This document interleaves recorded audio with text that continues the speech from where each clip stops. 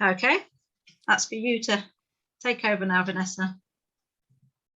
Thank you very much, Carol. Sorry, everyone, but I think we can make a start. Delighted to be talking to a group of people who are already involved with trees in the local area. That's great to hear. That's a really good starting point. And I'm rather hoping that this evening's session, after this, you'll feel interested in creating a little bit of synergy between what you're doing in your area and this Woodland Trust project, the Ancient Tree Inventory. And what I'm hoping tonight is that you get to understand what the inventory is and how it works. So let's move straight ahead.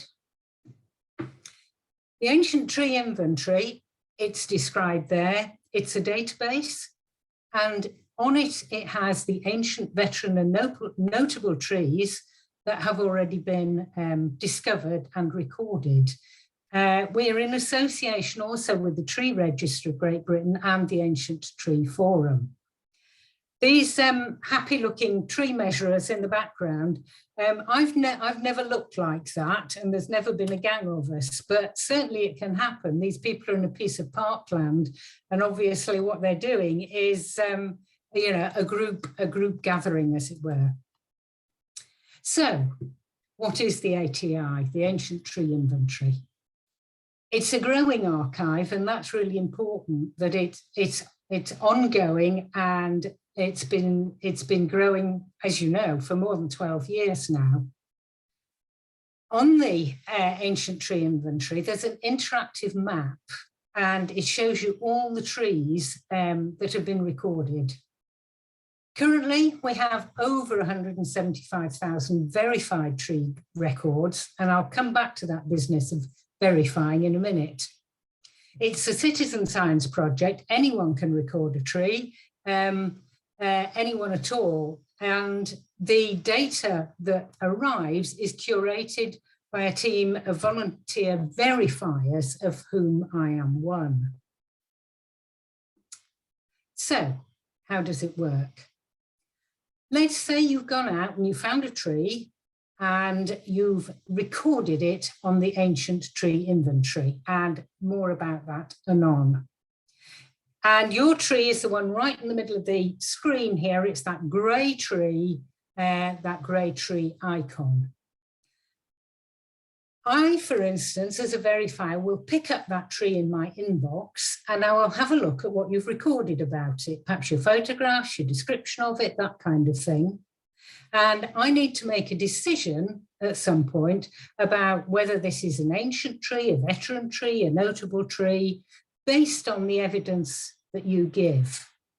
In some cases, I will actually go out and visit the tree, but try not to do that too much in the interests of the environment. But if necessary, and if it looks like a really important tree, then that's what I will do. And I will update the record, and I will agree that the tree is either an ancient tree, a veteran tree, or a purple tree. A purple tree, yeah, that'd be good. A notable tree. And you can see the icons that we use there in the top right-hand corner of that box. So an orange is obviously an ancient tree, and we've got one or two marked on this map here. Green is for the veterans, purple for the notable, and the blue for the lost trees. We have got some trees that have disappeared. And the little red and white image, as you can see, it tells us whether there's access, public access to the tree or not. And every now and again, you'll find a star tree as well. So what do we record? Well, if you're anything like me, you're not going to find many like this. I spent the first year or two as an ancient tree hunt looking desperately for something like this. And in my neck of the woods, which is South Cumbria, there aren't a lot. If you're further south, if you're in the east, you're more likely to find one. But clearly we have some very wonderful, magnificent trees. And this is an example of one of them, with a beautifully placed hen there just to make it a super picture. So what do we record apart from ancient giants like this? On this image, what I'd like you to do is to just focus on the middle section for a minute, the diagram showing the stages in life of an ancient tree. And then we'll look above and below. So the first three images are the young tree growing. And the fourth image is a mature tree. It's got a sizable trunk. It's got a full green, healthy looking canopy. But as the tree moves into the next stage, which is the mature tree stage, it's beginning to shift into changing how it looks. So we've got a very large trunk here, but we've got the beginnings of holes, perhaps in the bottom, or pockets in the branches. And what's happening, it is beginning to retrench. So what it's doing is it's shedding its outer branches and pulling the canopy in towards the main trunk. By the next stage, which is the ancient stage, a lot of the canopy has disappeared. There are still some sustaining leaves. And as you can see, the trunk is becoming really dilapidated. And by the last stage, all we've got left really is a stump. So those are the stages that you're trying to assess when you've got your tree in front of you. Which stage is it going to be in? So at the top there, you've got some definitions. A veteran, a tree that displays similar characteristics to, it should be to an ancient tree, but lacks the grade considered ancient for its species. And that's an important caveat there. Of course, we don't know the age of the trees. So what we're having to do is learn how to assess them. Ancient trees, however, are the ones that have gone beyond maturity. They are old or aged in comparison with other trees of the same species. So the, sorry, just going back to that one again. So what we've got is a set of phases. And interestingly, this stage 3 might be the longest of the tree's life. They can stay in this kind of almost suspended animation for an amazing amount of time. And the great thing is that they develop a lot of associated wildlife. And so that's why they're such important trees in our landscape. Okay, so far then, 14,500 ancient trees have been found.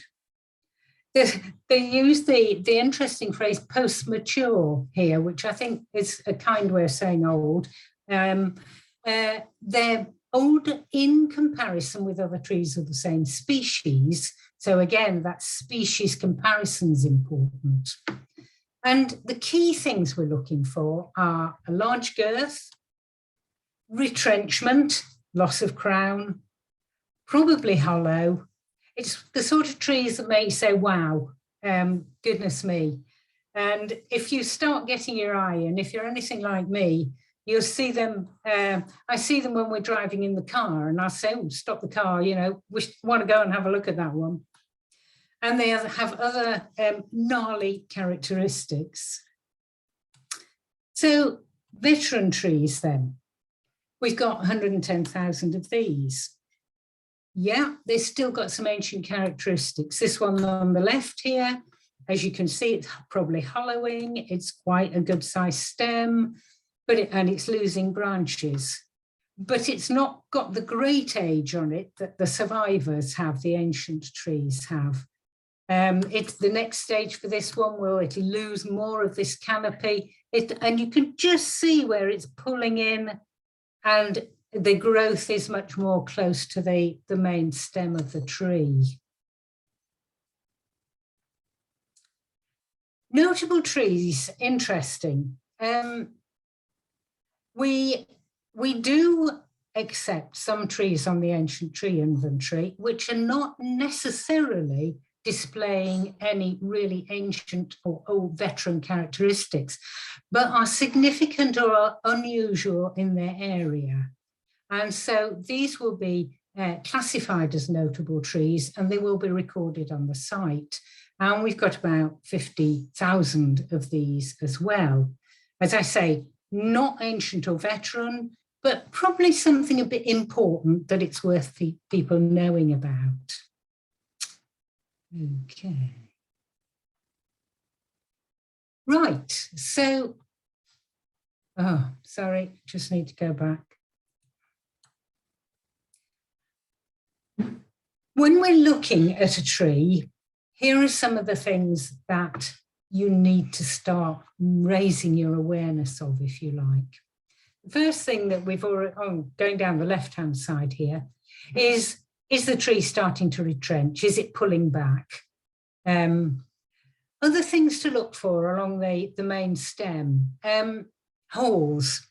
They've named them woodpecker holes here, but all sorts of holes that you can get appearing in the branches, maybe lower down in the tree. Look for fungi, really important part. Many of our veteran trees and particularly ancient trees have developed these decomposing fungi somewhere on them of all sorts of kinds. Buttressing, so the roots at the bottom are taking on a more substantial supportive role, if you like. Is the trunk hollowing? This is a really significant feature of ancient trees. Is there any fallen deadwood on the ground? And not just twigs and so on, but significant branches that have fallen off. Look for burrs. Look for dead and hollowing branches still in the tree. And the other thing is cavities, water pockets, all that kind of thing.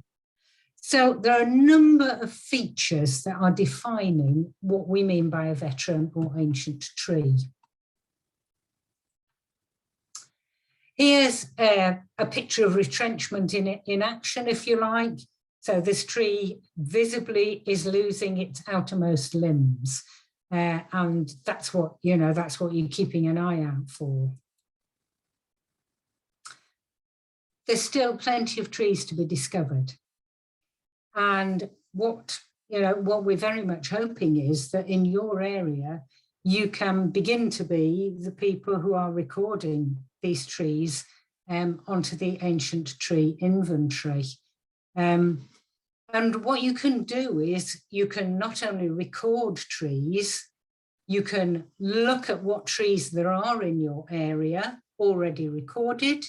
You could go and visit them. You could take updating photographs. You could say, well, there's fungi arrived on this one now.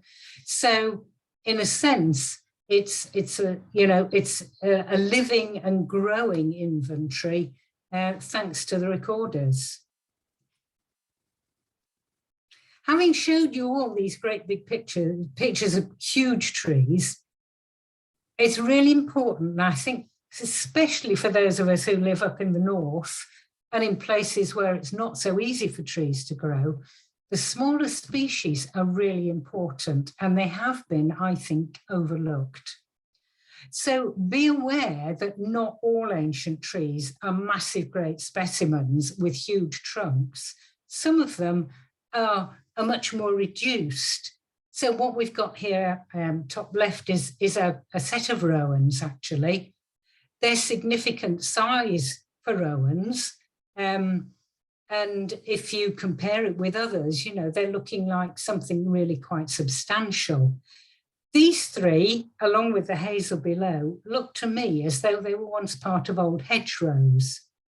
And quite a lot of our ancient and veteran trees are the remnants of lapsed hedgerows. So we've got the rowan there, we've got a hazel below, and on the other side, we've got this magnificent hawthorn. I see quite a lot of hawthorns like this, almost hollow, twisted, gnarled. And they're really easy trees to walk past. And what I'm suggesting to you is that particularly in your areas, these are the kinds of trees you may fall upon more frequently than the big fat giants that we've seen a little bit earlier. Here are some more examples. A field maple. Don't know about you, I don't see many field maples in my neck of the woods, but there's a handsome specimen. Below that, there's an alder coppice. Now, we'll come on to tree form a little bit later, but here's, this alder will have been coppiced for many years and then has lapsed, no one's been back, and it's been allowed to grow on. I see a lot of trees like this round where I live because alder was a really important wood for making clog soles for the mill workers in Lancashire, because it's very good at repelling water. So here's an old coppice that's just been left to grow on, and you can see the size of the base of this is significant. Top right, I am an ancient hawthorn, and look where it is, set somewhere on top of a fell. Again, I'm guessing, knowing a little bit about where you're from, that fell trees may be an important group to look at.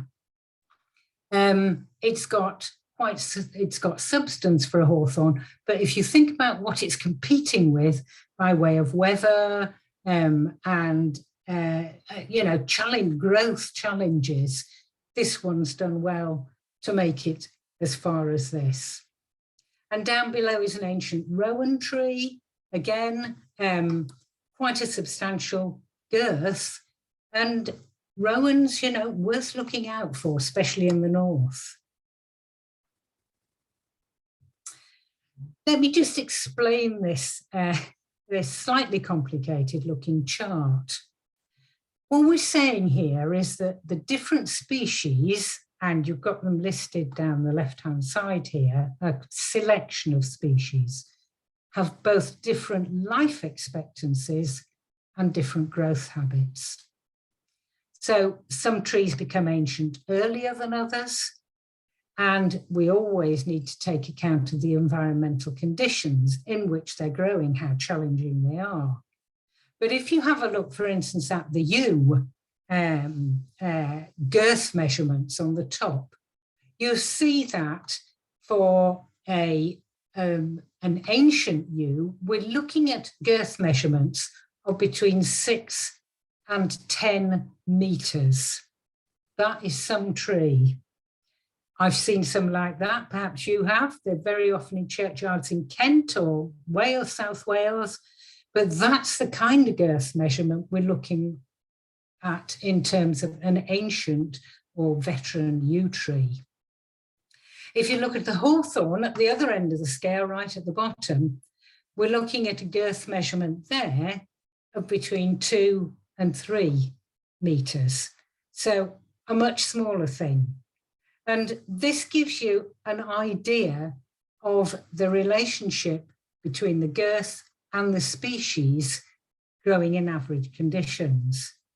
The oak there, third one down, is the one that can make the biggest size of all. So it's as well to be aware of these discrepancies, if you like, across the different kinds of species.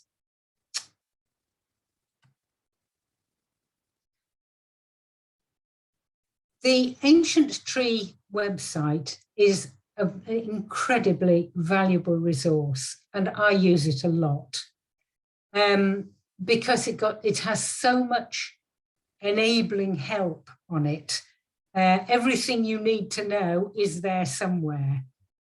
And when you open the site, you've got a series of options along the top banner here, which is you could add a tree to the site.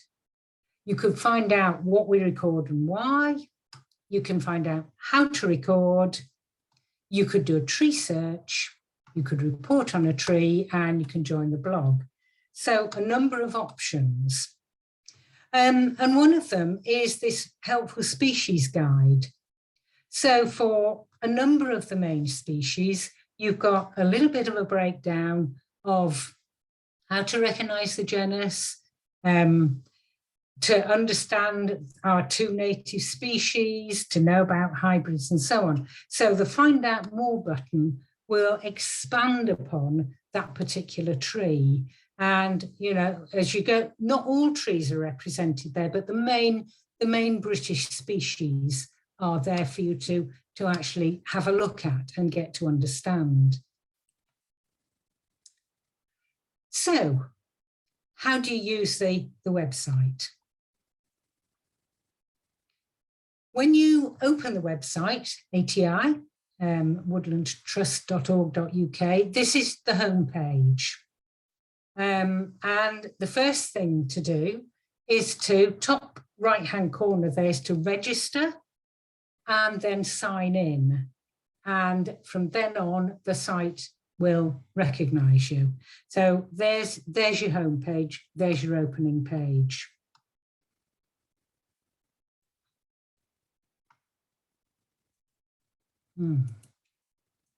Hold on. Okay. Sorry, I'm trying to move this on. There we go.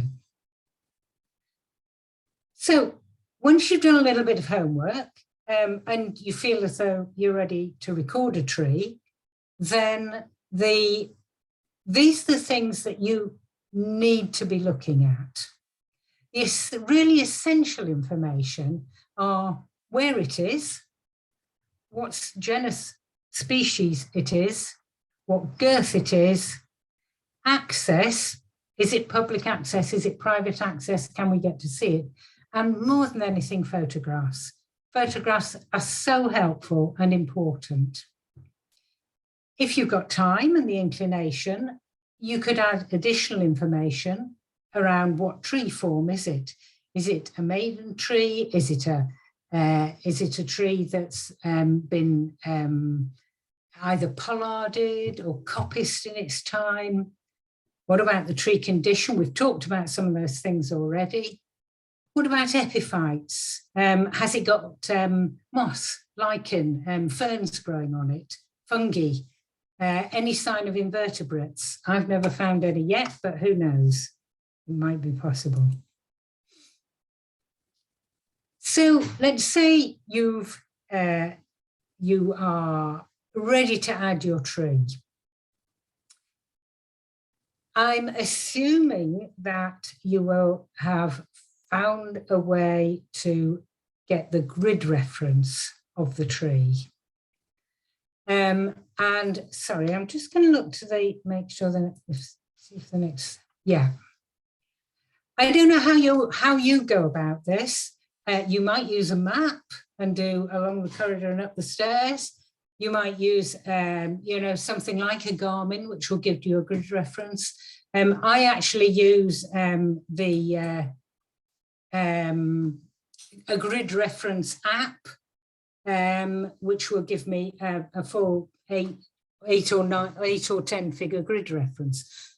If you can't get a grid reference, you can start by putting in a postcode, and that will bring up on your screen a shot of that postcode area. And if it's the satellite view, you may be able to say, yeah, I think it's about there, and to click on the right place. And you can just see, I think, on this in the center of the screen, that is the tree that somebody's just attempting to record.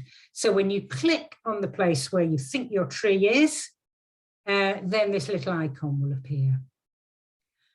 To help you, on the right-hand side here, under the satellite button, there are 3 other possible views. You could view an Ordnance Survey map, you could view a street map, or you could view an old map. So whichever is most appropriate for you, select that option from under this button here. Okay. So once you know what it is, I always use the Ordnance Survey map, it has to say, to put my tree on. So you place this icon where you believe your tree is, click it, and it will register.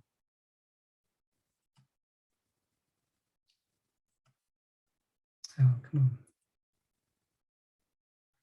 Next thing is to designate the species. If you're unsure, it's a really good idea to take some photographs of the bark and the leaves and to include those on the record. And somebody, a verifier, should be able to reassure you and give it a name. If you're unsure, because clearly we've got different species, then it's worth looking in the information part of the website. And as you can see, for a number of species, like oak, for instance, there are 13 varieties within that. Whereas with something like yew, we've only got a couple. With something like hawthorn, we've only got a couple. But, if you can check out what it is before you enter your record, fine. If you can't, we can probably do something about it.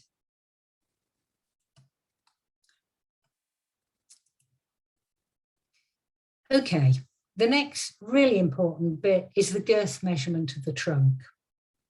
And ideally, you'll be measuring that trunk at a height of about 1.50 metre from the ground.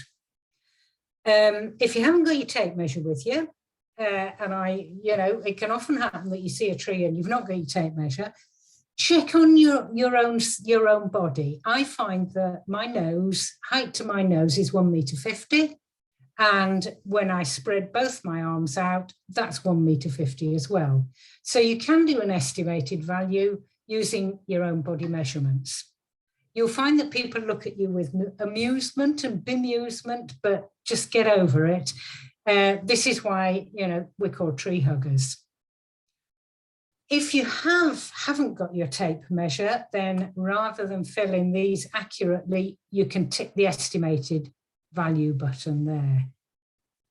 And the next thing is, at what height have you measured that girth? And again, this is really important that we get it in the right place. In the box here, a red box to draw your attention. You're recording the narrowest girth measurement at or below 1.5 metres in height. And you think, yeah, okay, that's fine. But trees are disobliging sort of creatures, and they don't all grow in the way you want.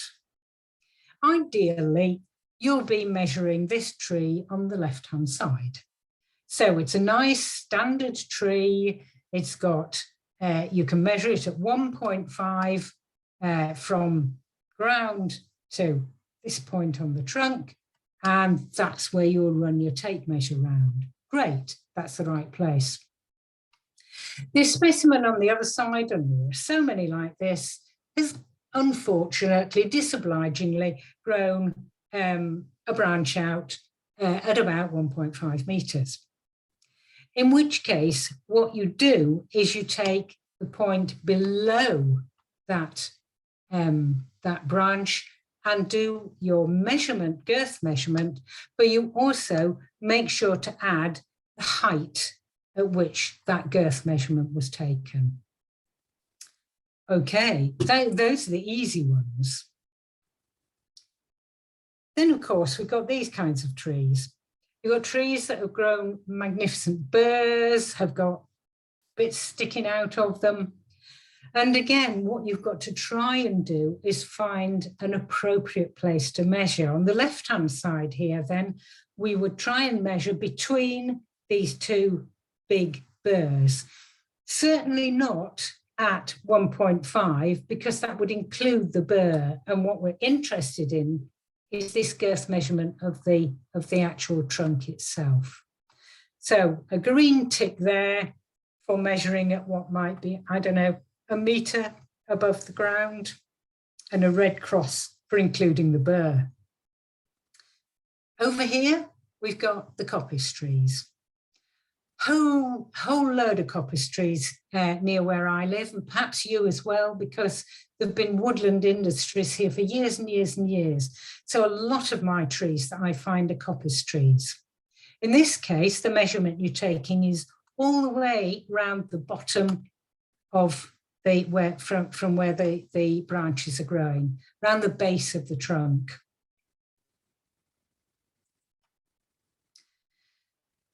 And then, of course, you've got leaning trees and trees on leaning ground. And again, you know, up in the north here, there are plenty of these, particularly the ones on the left. If it's a leaning tree, you always measure from above the tree, not from down the bank. Usually you can manage a 1.5 metre, not always, of course. What you don't do is measure from the lower side of the tree, hence the red cross. Leaners, this time what you're doing is you're taking into account the lean so that your measurement is running in parallel with the ground, again at about 1.5 metres. Not where the red cross is, of course, because that would give a false reading, in a sense, a much wider girth measurement at that point.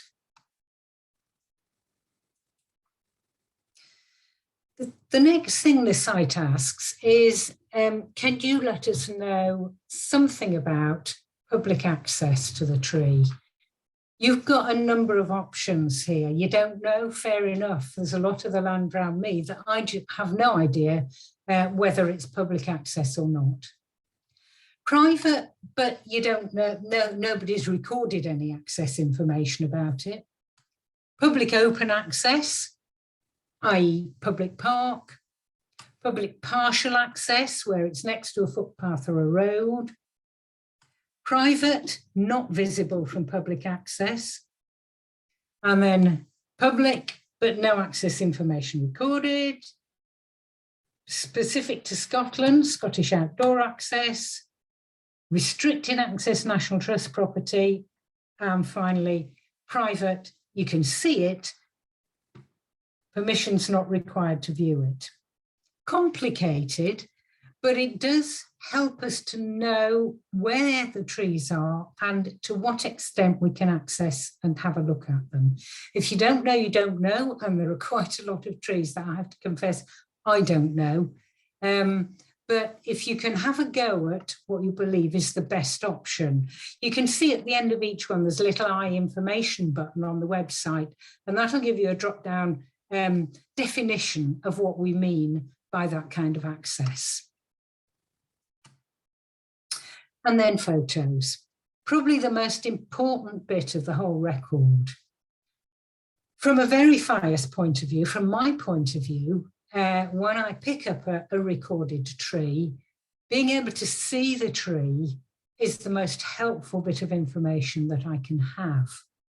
You can add up to 10 photos for a single tree, and it's very easy to drag and drop them. And it says choose a file to upload. You'll see the picture of your tree arrive, and there's space underneath to write a bit of commentary. So you might want to say, particularly noted about this tree, the fact that it was whatever it is, you know. So you can make specific interesting observations about your tree and illustrate them with the photograph. Absolutely invaluable. Here's some examples. So we've got a veteran oak there, a nice photograph, a good photograph. It gives a sense both of the size and heftiness of this trunk, but also of the canopy of the tree as well. And I can see it in its setting. It looks to me as though it's in some parkland, which are pretty favourable growing conditions. So I already know quite a lot about this tree simply by looking at the photograph of it. The sweet chestnut below, again, gives me lots of information that it's a tree with some girth, but it's beginning to lose branches, things are hollowing, retrenching. And the one on the right is an interesting one because it's got the most amazing old stem, original trunk, but a number of really quite new ones coming out from that trunk.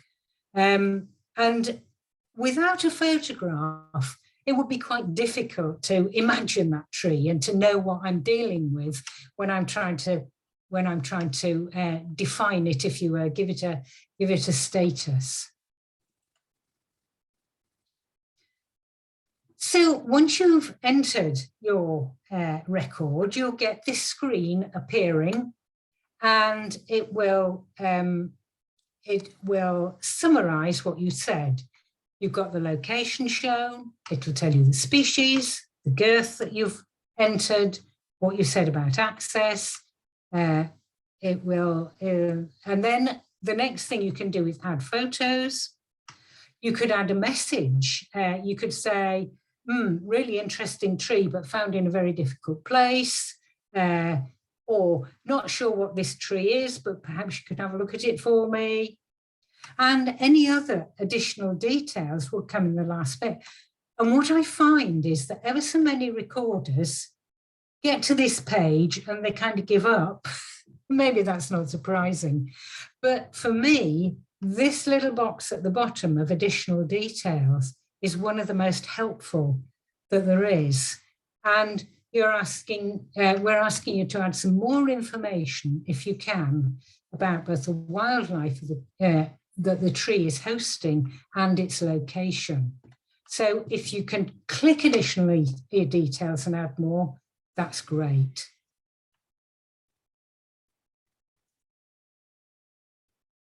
So the complete record would hold these things: the essential information that we need, location, species, girth, access, photo, but you could also add additional information.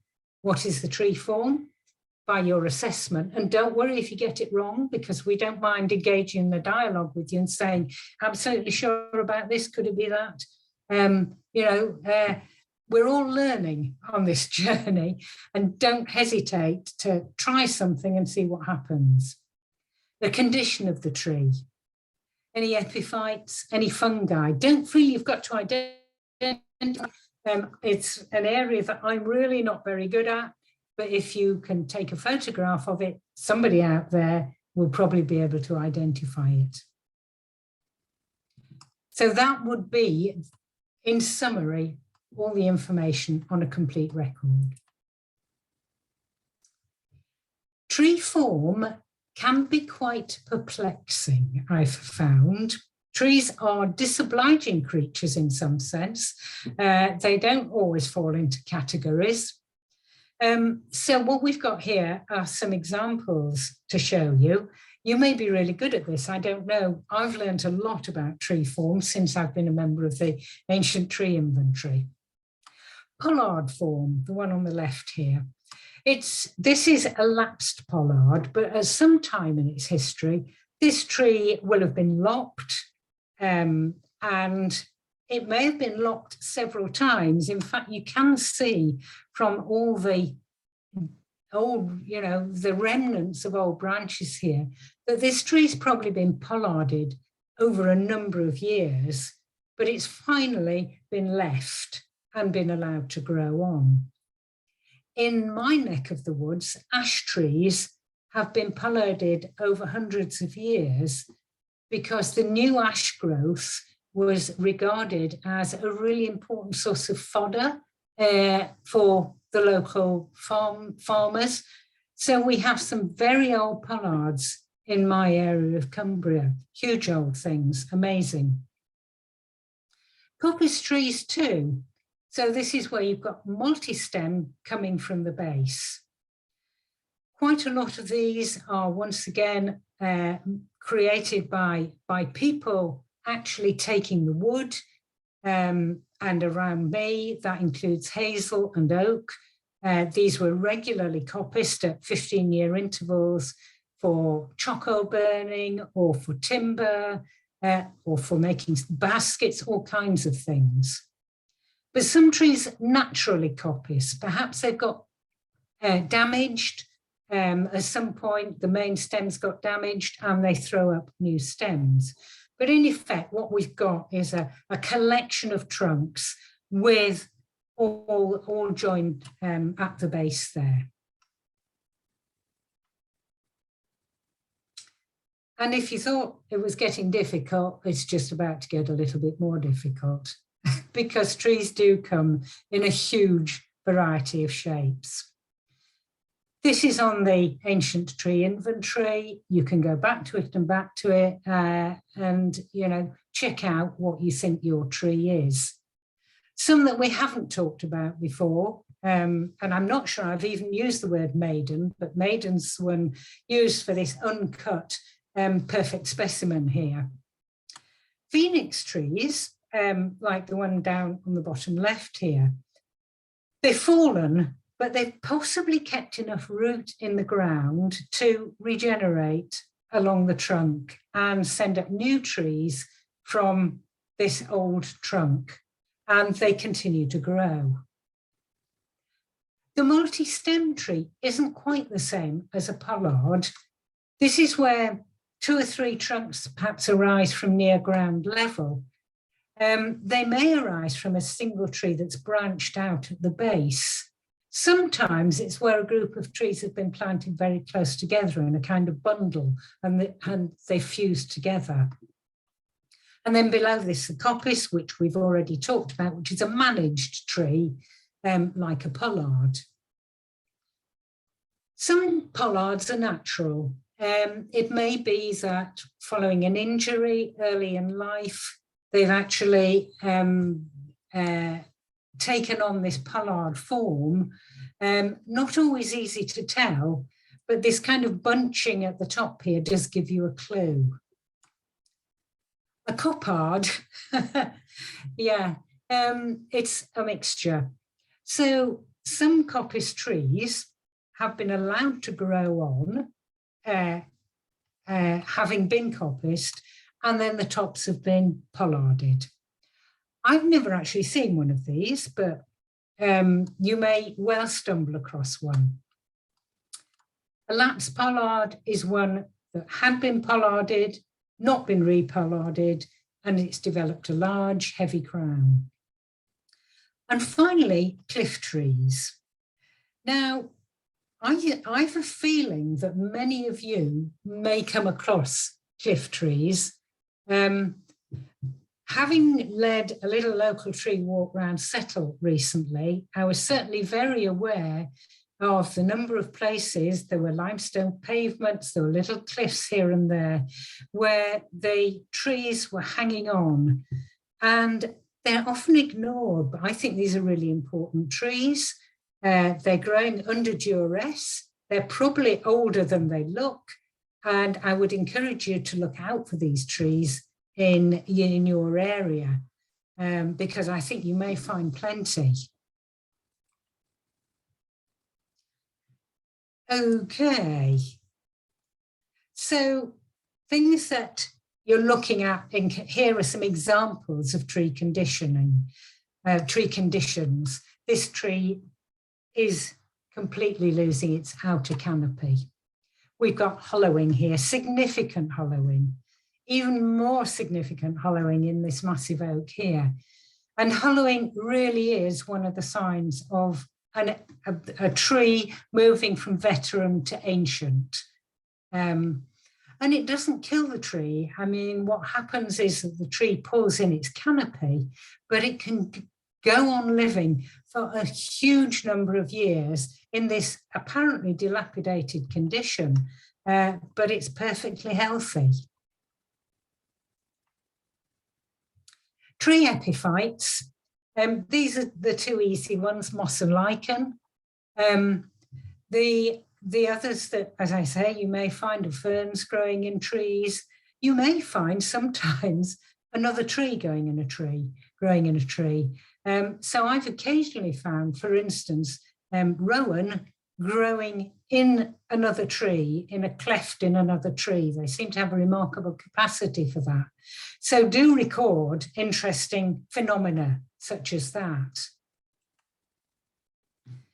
Visible and prominent fruiting bodies, little tiny fungi don't worry about, but something that looks like either of these are certainly worth recording. Don't feel you have to be able to identify them. You know, if you really want to, then there is help on the site. Good enough to include a photograph so that we know what's going on. And when you've put all that in, the very last thing you do is click Submit Record. That record will then appear in my inbox, and I will be able to view it and see what you said. You'll get a message on the screen that says, okay, thank you very much. Here's the tree you verified below. It won't be on the public display until it's actually been verified, the red writing in the box there. But you can have a look at the tree that you've recorded, check it's all okay, and off it goes. If you become a recorder, a frequent recorder, then all your trees that you've recorded are listed for you. So you can go back and have a look at the My Trees section here and view the trees that you've recorded over the years. The other really important bit of this menu here is the messages bit. When I get a tree in my inbox, sometimes there are questions that I need to ask about it. So what I will do is I will send a message to you, the recorder, and say, could you just check, or are you sure this is the right species, or something like that. So may contact you to clarify something, get more information. So do go back to the site, and see if there's anything that you need to pick up. And the red dots there tell you that there's a message, and you simply go into the messages, and we can actually have a dialogue through the site about what's going on, what's of concern. So various ways of us keeping in contact about the tree. So how to record a quick guide is up here on the Woodland Trust in Ancient Tree Inventory site. And if you go to that, most of the things that I've just told you now will appear there. You can do some revision very easily. And similarly, can you remind yourself how to measure the girth of the tree? Yeah, it's there. So there are plenty of resources on the guide for when you're feeling a little insecure about it. When you're in the field and you're doing this for real and serious about it, then it's quite helpful to have a little aide-memoire. This one, I have to confess I don't use because I find it a little bit overwhelming, but I do always take a notebook with me. It does always have the main headings of the things that I'm looking for, and that's the way I make my records. But this is easily available for you if you need something, just, to check on what you're doing, what you need to be doing. This one is about the specific areas that you're asked to report on. So it's just once more an aide-memoire. So down the left-hand side, what are the tree forms it could be? It could be any of those. And it just reminds you what you've got that you can choose from. So it's a quick way of reminding yourself when you're in the field what you're actually supposed to be doing. Looks a bit out-facing, but believe me, you'll get there quite quickly, and you'll know what you're doing. In terms of location, we give a list here of the kinds of things we're looking to hear about. So, for instance, is this tree in a cemetery? That tells us that it's probably been quite well looked after. It's in a place that's calm, undisturbed, and so on. Whereas in certain other places, like a school or college ground, it may be a bit more challenged in terms of how it's thriving. Is it in wood pasture? Is it on an SSSI, for instance? All these things can tell us a lot about the history of the tree. If it's in parkland, the middle one here, and I don't think we have a lot of parkland around here, but I've certainly visited trees in the Bolton Abbey estate and also the Fountains Abbey estates, and they have the kind of parkland that you might see in more frequently further south, with some magnificent trees on. That tells us that they're somewhere where they have probably had a history, and that's really helpful information.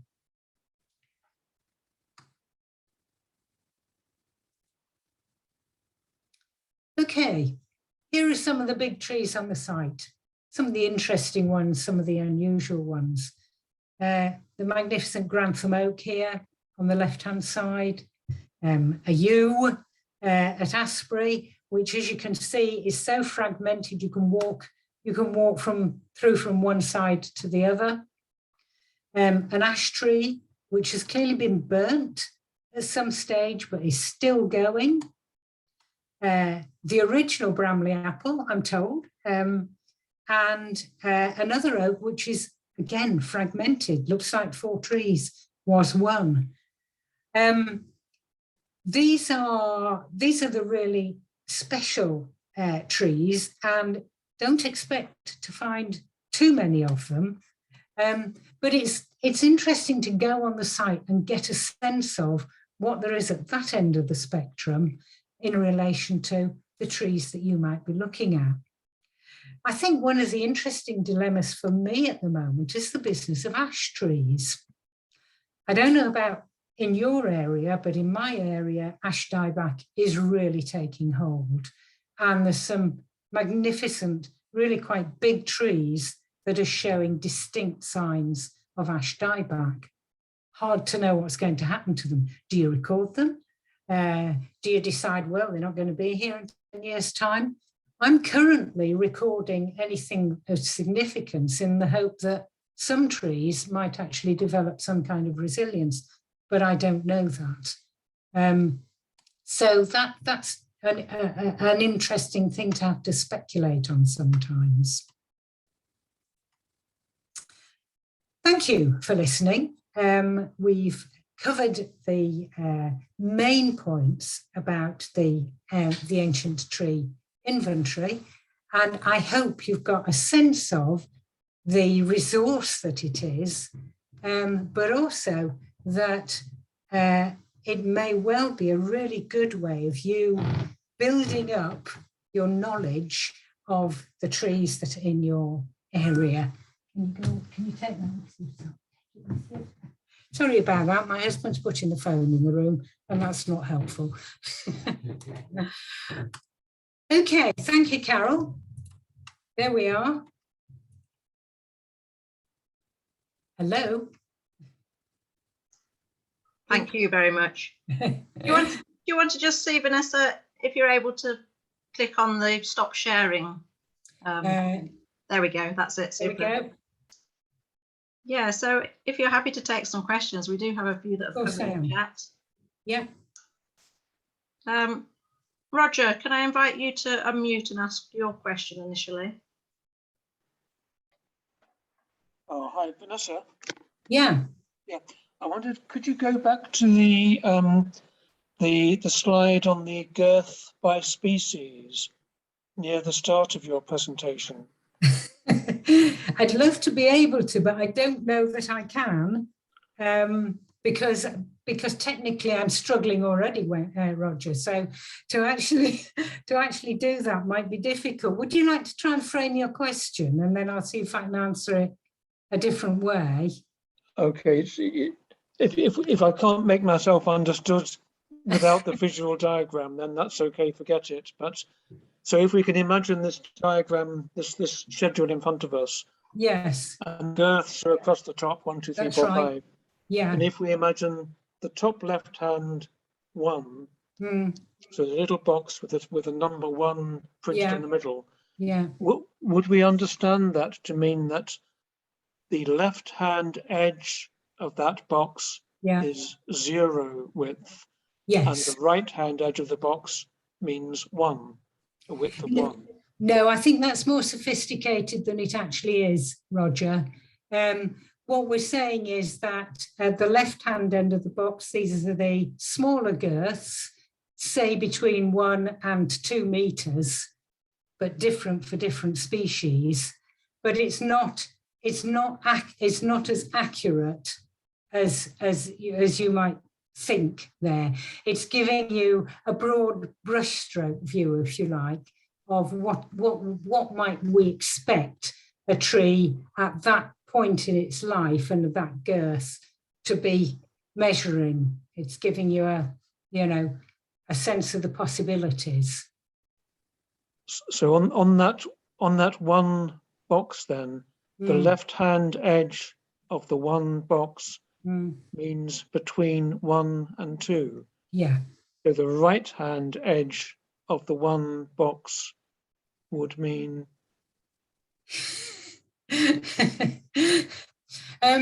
Well, the next stage up, 2 to 3, I suppose. Right. Sounds like you perhaps will find it easier once you're out by a tree, Roger. Once you're Possibly, yes. Yes, okay, that's fine, thanks, yes. Don't worry too much about that, Roger. The important thing is that you can measure a girth and you can say what it is. And from that information, when it comes into me as verifier, I'm able to make a judgment about something, about whether that's a notable tree, a veteran tree for its species, and so on. So actually the most important bit is the girth measurement and the height of the girth. And if I think it's probably a veteran and you thought it was an ancient, I'll engage in a dialogue with you and say, right, can we just talk, can we chat a bit more about this one and see if there are any other features and characteristics of your tree which will push it towards being an ancient, even though it doesn't fit quite in the girth measurement statistic bit. Are you with me? Yeah, that's fine. Yes. Yeah, thank you. Okay. Okay, just there's another quick one on measurements. Where would you measure a phoenix tree, knowing that the regrowth is relatively new to the original tree? Yeah, you'd measure it round the one of the standing trees, but you'd also measure the original trunk. So you do both. You'd measure the original trunk 1.50 meters along from the ground, and then you'd measure the upstanding trees as well. And that's really helpful to get both bits of information. When it comes to filling in the record, the thing to do is to tell your verifier that that's what you've done. Maybe do it with using the photographs, so you show one photograph which shows about where you measured the fallen tree and another one about where you measured the upright tree. Give us the information. Is that okay? Yeah, good. I think that was clear. And also, when you've entered a record, can you go back at a later date to add more information? You can. In fact, I'd encourage people to do this. It's really helpful and interesting. One thing that I found is that as I got more confident, if you like, with looking at and assessing trees, I realised that some of my early records weren't very good or could have been improved. So I've gone back to those and I've tweaked them a bit. The other thing that can happen, and I'm afraid it's happened all too often for me, is that your tree has fallen down and it's disappeared. In which case, go back to the record, don't remove the record, say what's happened to the tree. So very early on, I recorded a magnificent horse chestnut, and 2 years later, it was barely a stump, it had disappeared. But I've recorded that because the inventory is still interested in the trees that are disappearing as well, and how big they had got, and what has happened subsequently to them. So yeah, that record is your record as much as it's the ATI record, and you can go back and and play about with it if you wish to. Yeah. Okay. A question about the type of trees that are included. This person's asking, are poplars included? But Yep. from seeing 13 different oaks, I imagine it's all any trees by the sounds of it. Yeah, I mean, even exotics. A lot of our big estates, of course, prided themselves on their exotic trees, and those are recorded as well. I'm not a specialist in exotics because I haven't got much parkland around me. I've got a lot of woodland, not much parkland. But so for instance, just this week, somebody recorded a beautiful ancient ginkgo biloba, on a parkland somewhere in the Midlands. So yes, if you're up to your exotic trees, yeah, please do include them. Every kind of tree is of interest and value. Are you able to use the old OS maps to find old trees? Yes, I think this is a really interesting one. Yes, the old maps clearly do mark trees. And I've had an interesting example of this recently. There's a big tree outside a farmhouse not far from me. It's a sycamore. It's a good size for a sycamore, but it's certainly not, I don't think it's a very old tree. And yet when I go on the old map site, I find that there is a tree in exactly that position. I feel it's a little bit ambiguous. So in the record, I said there is a tree marked here on the old map. Sometimes it's quite clear that the tree that you found is on the old map and you can make reference to that. And it's certainly fascinating to look at the old map of your own area and to see where the trees were marked, and to what extent they're still there, gives you an idea maybe where to look. So it's quite a useful, interesting resource in its own right. Great. Justine saying it's a really interesting talk, but what's the value of recording trees like this, please? It's got huge value for our ecosystems, our understanding of our trees, our understanding of how they thrive, where they don't thrive, what we've lost, what we've gained. They are increasingly really important subjects of scientific study. The value of old trees and the ecological importance of them and the variety of the things that they host are really are very important to our landscape. And of course, they're part of our landscape history. They're saying something about how we were, who we were at different times. So it seems to me I think increasingly, there's a great deal that our trees can tell us about our local landscape. But a record also has a value for the future as well. So that if in 10 years, 20 years time, someone's looking back at this inventory and seeing what's happened to some of the trees, we get more of an understanding about maybe sometimes the challenges we're facing. Okay, so this next question sorts of links, and I was going to ask myself if when you record a tree, it actually offers any protection to that tree. But the next question says, does a tree ever suffer from being recorded and effectively made public? Okay. Thinking of like increased visitor pressure or people crossing private land. Let me take the increased protection bit first. I don't know about in your area, but in my area, we no longer have tree protection officers. The council no longer has tree protection officers. Sorry, I've lost you all. We can still hear you. Okay, that's fine. What's happened is that the ancient tree inventory has now become the go-to place to check if that a tree is recorded there.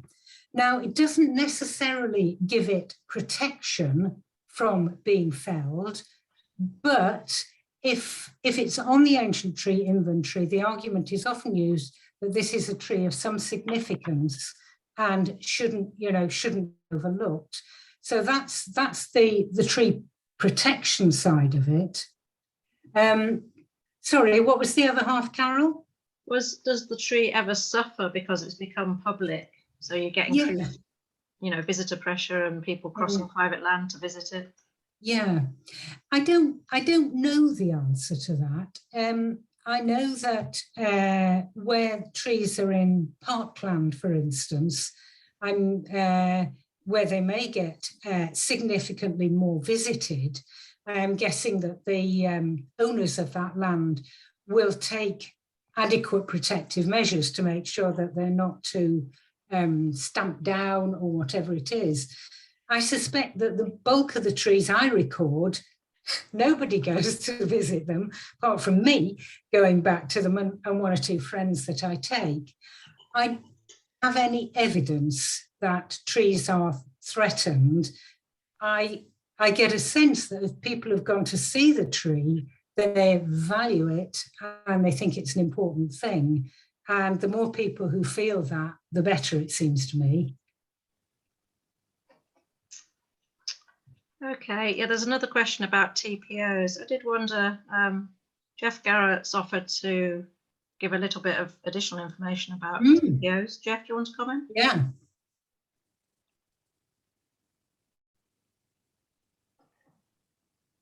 Yeah, hopefully you can hear me. Mm-hmm. Yeah. Just to reassure you that in the Yorkshire Dales National Park, there are tree and some woodlands officers who deal with tree preservation orders. You're absolutely right. Tree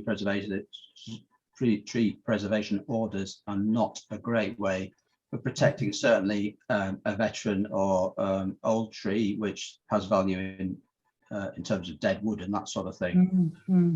But if anybody has got a tree, got an issue with it or anything like that, do feel free to contact the National Park who has a woodland officer who is able to put tree preservation orders on trees if they meet the necessary criteria.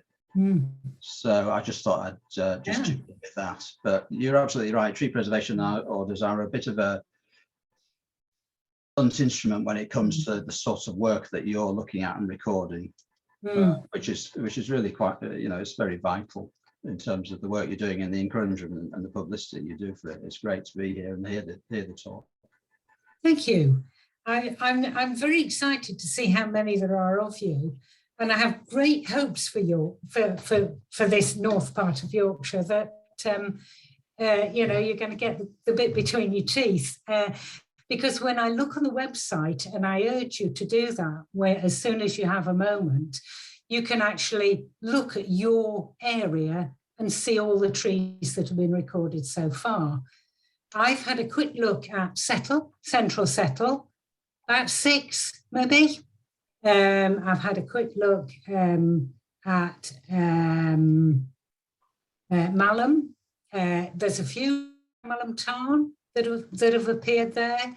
Have a look and see what there is. A lot of them are the town trees, maybe the churchyard trees, but for you, I think you'll be looking at trees sometimes on the fells, trees in challenging places sometimes as well, in clefts, for instance, by streams, by the edges of fields. We have a lot of quite interesting trees standing around the edges of fields in the area.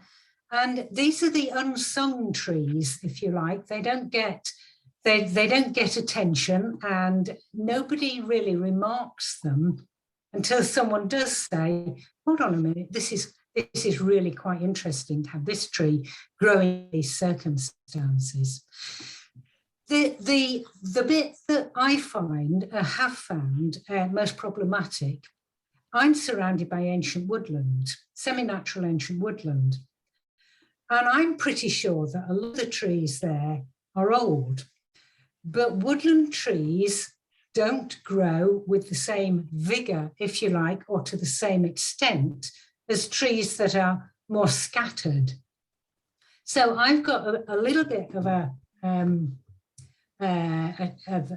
dilemma, if you like. I went yesterday and recorded a holly tree in a piece of ancient woodland near me.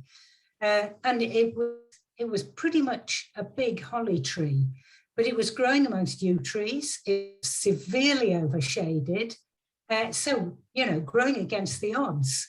And I think, you know, one of the challenges we've got is this business of where the tree is growing, to what extent it might be hampered by its circumstances. Limestone pavements, another case in point. You know, trees growing out of the minute, they clints or grikes, I can't remember which they are. And these, you know, these trees are actually coming up. They're not huge, but my guess is some of them are very old. It's not an exact science. The important thing is that we record the trees and we learn the science in the light of the recordings. Okay, that's great, Vanessa. I think it's come to the end of the questions. There don't appear to be any more questions coming forward, but I think yeah, we're all very keen to get out. Justine's saying she can't wait to get out with a tape measure.